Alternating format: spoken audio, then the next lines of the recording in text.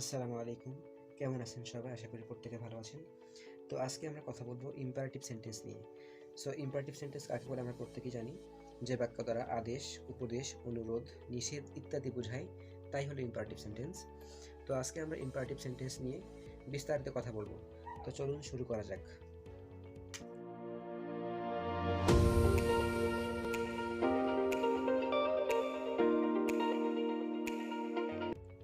So imperative sentence মূলত ৫টা জিনিসকে বোঝানো হয়ে থাকে। যেমন ১ নম্বরটা হলো আদেশ, আদেশ বোঝায়। তারপরে বোঝায় হলো নিষেধ, এরপরে বোঝায় হলো অনুরোধ, এরপরে বোঝায় হলো উপদেশ, এরপরে বোঝায় হলো প্রস্তাব। ওকে। সো আজকে আমরা এই ৫টি টপিক নিয়ে কথা বলবো: আদেশ, নিষেধ, অনুরোধ, উপদেশ এবং প্রস্তাব। সো ফার্স্ট অফ অল আমরা দেখব হলো আদেশ। সো আদেশের যে গঠন সেটাকে আমরা লিখবো হলো, প্রথমে ভার্ব দিব, মেইন ভার্ব, এরপর এক্সটেনশন। ওকে। যেমন বাক্যটি শুরু হয় মেইন ভার্ব দিয়ে, যেমন ডু দ্য ওয়ার্ক, কাজটি করো, ঠিক আছে। রাইট দ্য লেটার, পত্রটি লেখো। কাম হিয়ার, এখানে আসো। গো দেয়ার, সেখানে যাও। এরকম বাক্যটি শুরু হবে মেইন ভার্ব দিয়ে, ঠিক আছে। তো come here, go there, write the letter, get up, get down, এরকম। তো যে বাক্য দ্বারা আদেশ বোঝায় সেই বাক্যটি শুরু হবে মেইন ভার্ব দিয়ে এবং পরে থাকবে এক্সটেনশন, বাকি অংশ। ওকে। সো আমরা এরপরে দেখব নিষেধ। নিষেধ বলতে কীভাবে বোঝায়? তো নিষেধ করতে গেলে আমাদের প্রথমে লাগবে হলো একটি অক্সিলারি ভার্ব, সেটা হলো ডু নট। এরপরে থাকবে মেইন ভার্ব, এরপর থাকবে এক্সটেনশন। যেমন আমি যদি বলি ডু দ্য ওয়ার্ক, কাজটি করো, এই বাক্যের নেগেটিভ কী হবে? ডোন্ট ডু দ্য ওয়ার্ক, কাজটি করো না। Come here, don't come here. Go there, don't go there. এভাবে শুধু বাক্যের প্রথমে আমরা নট যোগ করে দেবো, ডু নট যোগ করে দেবো, ঠিক আছে। ডু নট দিলে কিন্তু নিষেধ হয়ে যাবে। ওকে। আচ্ছা, এরপরে আমরা দেখব অনুরোধ। সো অনুরোধ এর গঠনটা হলো, বাক্যের প্রথমে থাকবে কিছু অ্যাডভার্ব, প্লিজ, কাইন্ডলি, এরপরে থাকবে মেইন ভার্ব, এরপরে থাকবে এক্সটেনশন। ওকে। যেমন প্লিজ ডু দ্য ওয়ার্ক, দয়া করে কাজটি কর। ওকে। তারপরে বলতে পারি যে please give me a glass of water, please give me some money. Okay. অথবা কাইন্ডলি, এটা কাইন্ডলি হতে পারে যে কাইন্ডলি গো দেয়ার, দয়া করে সেখানে যাও, ঠিক আছে। তো অনুরোধের ক্ষেত্রে আমরা বাক্যের প্রথমে প্লিজ অথবা কাইন্ডলি দেবো, তারপরে মেইন ভার্ব, তারপরে এক্সটেনশন দেবো, ঠিক আছে। Please do the work, please say something, এরকম। ওকে। সো আমরা এরপরে শিখবো হলো উপদেশ। উপদেশ এর গঠন হলো, প্রথমে থাকবে ভার্ব, তারপর এক্সটেনশন, অথবা do not plus verb plus extension, এমনটা, ঠিক আছে। যেমন অবে ইয়োর প্যারেন্টস, মানে কি পিতামাতাকে মান্য করো। প্রথমে ভার্ব দিলাম, তারপরে দিলাম এক্সটেনশন, তাহলে এটা উপদেশ হয়ে গেল যে পিতামাতাকে মান্য করো। ওকে। সো আরও বলতে পারি যে এই বাক্যটি যদি আমরা নেগেটিভ করি, যেমন ডোন্ট টেল আ লাই, মিথ্যা বলো না। সো এই বাক্যটা কিন্তু একটা উপদেশ। সো বাক্যটি প্রথমে ডোন্ট দিলাম, তারপরে ভার্ব দিলাম, তারপরে এক্সটেনশন দিলাম, ঠিক আছে। সো ভার্ব প্লাস এক্সটেনশন অথবা do not plus verb plus extension, এটা দিয়ে আমরা উপদেশ বলতে পারি। আচ্ছা, এরপরে আমরা শিখব লাস্ট অন আমাদের প্রস্তাব।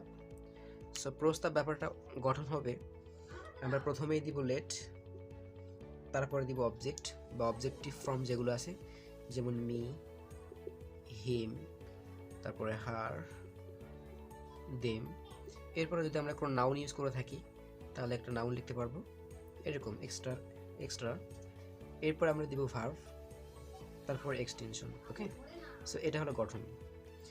যেমন let me go, let me go মানে আমাকে যেতে দাও। তারপরে লেট হিম কাম, তাকে আসতে দাও। এরকম লেটের পরে একটা অবজেক্টিভ ফর্ম থাকবে। ওকে। সো লেটের পরে আস থাকতে পারে, এটাকে বলে লেটস, এটাকে সংক্ষেপে আমরা কি বলি, লেটস বলি। সো লেটস বলা যাবে অথবা লেট আস বলা যাবে।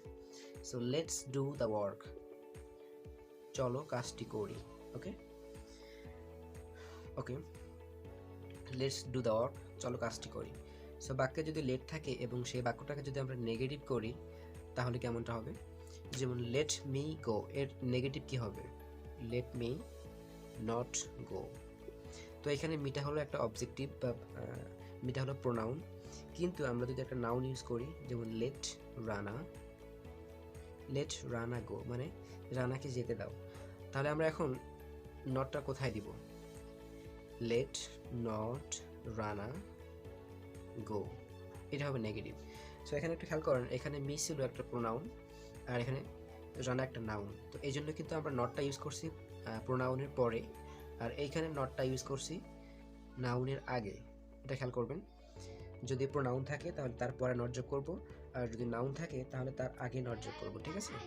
তাহলে প্রস্তাব বলতে আমরা কাউকে প্রস্তাবে বলতে পারি যে let me do the work, let him come, let's go there, let's enjoy the party, এরকম আমরা মানুষকে প্রস্তাব দিতে পারি।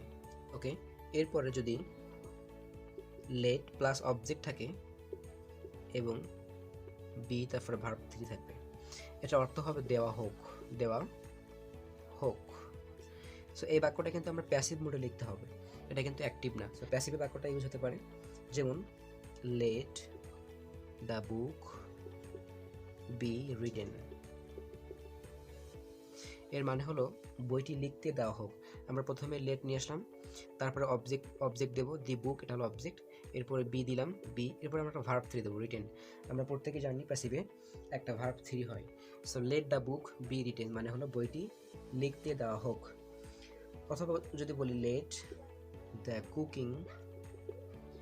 দ্য কুকিং বি ফিনিশড, তার মানে কি রান্না শেষ করতে দেওয়া হোক। অথবা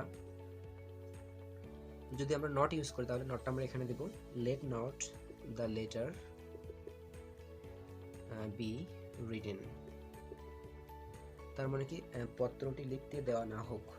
সো আমরা আগেই বললাম যে যদি নাউন থাকে তাহলে নাউনের আগে নট যোগ করতে হয়, ঠিক আছে, আর যদি প্রোনাউন থাকে তাহলে তার পরে নট যোগ করতে হয়, যেমন let me not go there. Okay, so আমরা এতক্ষণে দেখলাম যে প্রস্তাবের শেষ ব্যবহারটি।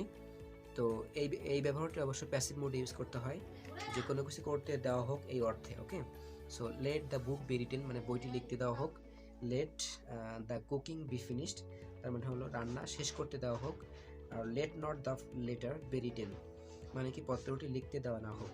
সো আজকে আমরা ইম্পারেটিভ সেন্টেন্সের বিস্তারিত ব্যবহার নিয়ে কথা বললাম। সো আশা করি ভিডিওটি ভালো লাগছে। যদি ভিডিওটি ভালো মনে হয় অবশ্যই শেয়ার করবেন, লাইক করবেন এবং কমেন্ট করবেন।